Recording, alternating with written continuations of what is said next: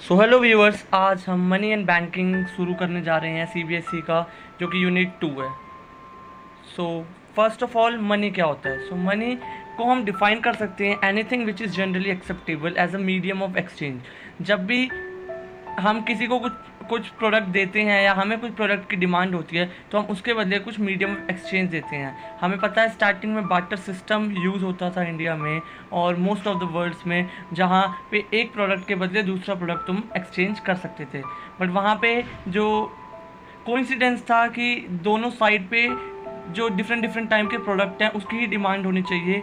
जैसे सपोज़ करिए कि आपको एक शूज़ का पेयर चाहिए और किसी अदर बंदे को बॉटल चाहिए, तो आपके पास बॉटल होना चाहिए और उसके पास शूज़ होने चाहिए। तो इस प्रकार सा कोइंसिडेंस बहुत कम मामलों में होता था, और मनी इसको एकदम से क्लास कर देती है जब एक कॉमन मेजर ऑफ वैल्यू हर एक डिमांड पे होती है।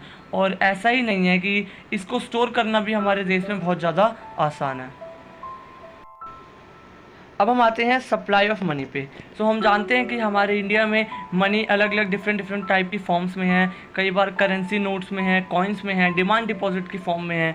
तो ये जितने भी हैं ये टोटल स्टॉक ऑफ मनी है, और ये सर्कुलेशन में है, और ये पब्लिक के पास at a point of time में होते हैं। और अगर हमें मनी सप्लाई को मेज़र करना है तो उसका फॉर्मूला होता है currency held by public plus demand deposit of a bank.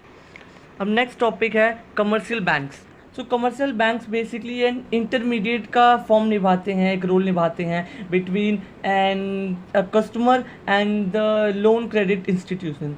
So commercial banks final institution की तरह काम करते हैं, जो कि डिपॉजिट लेते हैं अपने जनरल पब्लिक और कस्टमर से, और लोन की फॉर्म में प्रोवाइड कराते हैं उन्हीं कंज्यूमर्स और डिफरेंट टाइप्स ऑफ कंपनीज़ को, एमएसएमईज़ को, with their aim to earn profit. और इनके प्रॉफिट का ज़रिया सिर्फ एक इंटरेस्ट नहीं होता, और भी कई प्रोसेस हैं। जैसे कई बैंक्स हैं जो म्यूचुअल फंड्स और स्टॉक मार्केट में इन्वेस्ट करके कई बार प्रॉफिट कमाते हैं।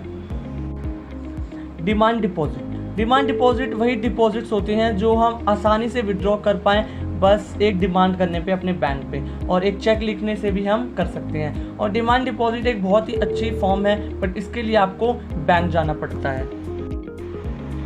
नेक्स्ट टॉपिक है सेंट्रल बैंक। एग्जाम के पॉइंट ऑफ व्यू से एक बहुत इंपॉर्टेंट क्वेश्चन है, और ये मेनली कैरी करता है 4 to 5 मार्क्स। तो सेंट्रल बैंक का जो रोल है वो एक इंस्टीट्यूशन की तरह है, मॉनेटरी इंस्टीट्यूट, जो कि इंडिया के होल बैंकिंग सिस्टम को रेगुलेट करता है। और सिर्फ रेगुलेट करने से मतलब ये नहीं पॉलिसी अप्लाई करना, बल्कि मॉनेटरी पॉलिसी में जितने भी पब्लिक इंटरेस्ट के लिए रूल्स हैं वो यही लागू करता है, और ये मैनेज करता है, सुपरवाइज करता है और फैसिलिटेट करता है सभी बैंकिंग सिस्टम के हमारी कंट्री के। इंडिया का जो सेंट्रल बैंक है वो रिजर्व बैंक ऑफ इंडिया है। अगर हम बात करें यूएसए की तो वो फेडरल बैंक है। और बैंक में भी दो कैटेगरी हमें पता है, एक तो सेंट्रल बैंक जिसका मैंने भी बताया, और एक कमर्शियल बैंक जो हम पहले कर चुके हैं। सेंट्रल बैंक एक अपेक्स इंस्टीट्यूट है मॉनेटरी एंड बैंकिंग सिस्टम का, जो कि पूरे इंडिया का है। और सेंट्रल बैंक हर एक कंट्री में डिफरेंट डिफरेंट टाइप के नेम से अप्लाई करता है। सो गाइस, अब नेक्स्ट टॉपिक है function of central bank. So basically 4 function होते हैं इसके, अगर हम बात करें एग्जाम में। So first, bank of issuing notes. So central bank के पास एक मोनोपोली है कि सिर्फ पूरी कंट्री में वही है जो नोट्स को इशू करेंगे, और इन्हें currency authority function of the central bank कहा जाता है। और नोट्स इशू करने की जो सेंट्रल बैंक की जो लीगल टेंडर है, कि मीन्स ये unlimited legal tenders authorise issue कर सकते हैं, बट ये लीगल टेंडर का भी कई सारा प्रोसीजर है जो हम आगे डिस्कस करेंगे। बट आप ये याद रखिए कि हमारी कंट्री में नोट्स इशू करने का जो सिंगल मोनोपोली राइट्स हैं वो सिर्फ सेंट्रल बैंक पे हैं। सेकेंड फंक्शन है bank to the government. It means जो सेंट्रल बैंक है वो गवर्नमेंट के लिए as a banking system function करती है। Central bank is a banker, agent and financial adviser है गवर्नमेंट का। As a banker to the government ये हमारी गवर्नमेंट के अकाउंट्स को मैनेज करती है। एज एन एजेंट गवर्नमेंट को ये बाय और sell security on the behalf of government, means कि जो सेंट्रल बैंक है गवर्नमेंट के बॉन्ड्स उनको बेचने और खरीदने का काम भी गवर्नमेंट खुद करती है। थर्ड, जो कि मोस्ट इम्पॉर्टेंट है, वो है ये बैंक के लिए, सेंट्रल बैंक गवर्नमेंट के लिए as an adviser to the government काम करती है, और ये पॉलिसीज़ को रेगुलेट करती है ताकि मनी मार्केट में मनी की सप्लाई और डिमांड कम ज़्यादा करके इकोनॉमी को रेगुलेट किया जाए। थर्ड रोल है bankers bank and supervisory role. तो बैंकर्स का जो बैंक है it has almost the same relation with the other banks in the country as a commercial bank. तो जो सेंट्रल बैंक है उसका जो रिलेशन है वो कमर्शियल बैंक के साथ और उसके कस्टमर के साथ सेम है जैसा कि एक नॉर्मल बैंक उनके कस्टमर के बीच होता है। तो ये कुछ रोल है, जैसे सेंट्रल बैंक जो है वो डिपॉजिट एक्सेप्ट करता है सभी कमर्शियल बैंक्स के और उनको लोन देता है। जी हाँ, आपने सही सुना। और जो सेकंड है वो है द सेंट्रल बैंक जो है वो प्रोवाइड करता है clearing house facility to the commercial bank and it is a cheque clearing facility provided at the one centre to all the banks. Last but not the least, so last function है control of credit. So जो principal function है central bank का वो है कि supply credit की economy में control में लाना, और इट इम्प्लाइज इंक्रीज और decrease in the supply of money in the economy, regulate करने से क्रिएशन ऑफ क्रेडिट की कमर्शियल बैंक में। देखिए, अगर एक सेंट्रल बैंक दूसरे कमर्शियल बैंक का इंटरेस्ट जो है वो बढ़ा देती है तो जो कमर्शियल बैंक है वो भी इंटरेस्ट बढ़ाएगी, और इंटरेस्ट बढ़ाएगी तो जो कंज्यूमर है या जो सिंपल कस्टमर है कमर्शियल बैंक के वो उनसे लोन नहीं लेंगे। तो इस प्रकार से जो है वो सेंट्रल बैंक रोल निभाती है क्रेडिट क्रिएशन में और मनी सप्लाई को कंट्रोल करने में।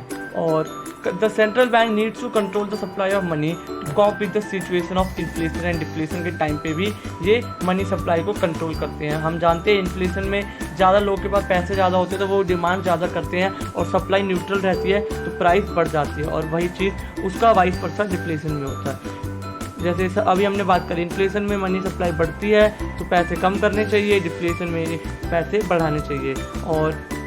और हमने अब पूरा डिटेल इस चैप्टर का कर लिया है। आगे हम इस चैप्टर के रिलेटेड क्वेश्चन आंसर्स भी जरूर लाएंगे। सो क्या क्या टूल्स हैं क्रेडिट कंट्रोल करने के सेंट्रल बैंक के पास? पहला है CRR, कैश रिजर्व रेशियो। ये आप जानते ही होंगे, ये एक प्रपोर्शन होता है टोटल डिपॉजिट का जो कि कमर्शियल बैंक अपने पास एज अ कैश रिजर्व रखते हैं, और ये सेंट्रल बैंक के पास रखा जाता है। और जो सेकंड है वो है SLR, तो ये refers to liquid assets of the commercial bank. जो लिक्विड एसेट्स होते हैं कमर्शियल बैंक के उन्हें भी मेंटेन रखने और डेली बेसिस पे minimum percentage of total deposit का कुछ हिस्सा सेंट्रल बैंक के पास रखना पड़ता है। थर्ड, रेपो और रिवर्स रेपो रेट आप आए दिन हमारी फाइनेंस मिनिस्टर निर्मला सीतारमन द्वारा सुनते ही होंगे। रेपो रेट एक रेट ऑफ इंटरेस्ट है जिसपे central bank short period loans देती है कमर्शियल बैंक को। अगर रेपो रेट बढ़ गया तो कमर्शियल बैंक के जो लोन है वो भी बढ़ जाएंगे, और कमर्शियल बैंक जो जनरल पीपल है उन्हें भी लोन देगी महंगे रेट पे। और रिवर्स रेपो रेट इसका वाइस वर्सा होता है, इसमें रेट ऑफ इंटरेस्ट होता है जिसपे सेंट्रल बैंक कमर्शियल बैंक से लोन लेती है जी। और जो लास्ट है वो है bank rate. It is the rate of interest at which the central bank gives long term loan to the commercial banks. So repo rate और बैंक रेट में सिर्फ इतना डिफरेंस है कि repo rate short period loan होते हैं और जो बैंक रेट वाला लोन है वो लॉन्ग टर्म लोन होता है। Please like our video, share our video and subscribe our channel Journey with Economics.